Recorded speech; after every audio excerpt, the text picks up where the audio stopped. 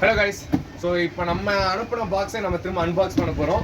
So இதில் வந்து gate fishes இருக்குது. 24 மணி நேரத்துக்கு முன்னாடி பேக் பண்ணுது. என்ன இஷ்யூ ஆச்சுன்னா கன்சூமருக்கு நேற்று நம்ம எப்பயும் போல எல்லாரும் ஷிப் பண்ணாமல் அனுப்பிச்சிருந்தோம். பட் இந்த பாக்ஸ் போகிறப்ப ஒரு சின்ன ஆக்சிடென்ட்னால திரும்ப நமக்கு பாக்ஸ் ரிட்டர்ன் வந்துருச்சு. ஸோ அதை தான் 24 மணி நேரம் கழிச்சு திரும்ப நம்மளே அன்பாக்ஸ் பண்ண போகிறோம். ஸோ உள்ள ஃபிஷ் எப்படி இருக்குன்றத பார்க்கலாம்.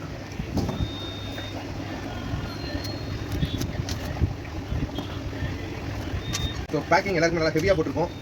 ஸோ பிச்சாலுமே வர முடியாது. இல்லை ஒரு நாளைக்கு 2 டைப்பாக நம்ம எல்லாத்தையும் போட்டுருது. ஸோ இது பேக் பண்ணுறப்ப நம்ம கடையில் இல்லை பிடிச்சாச்சு. ஸோ லைவாக இருக்குது எல்லாமே 24 hours கழிச்சு.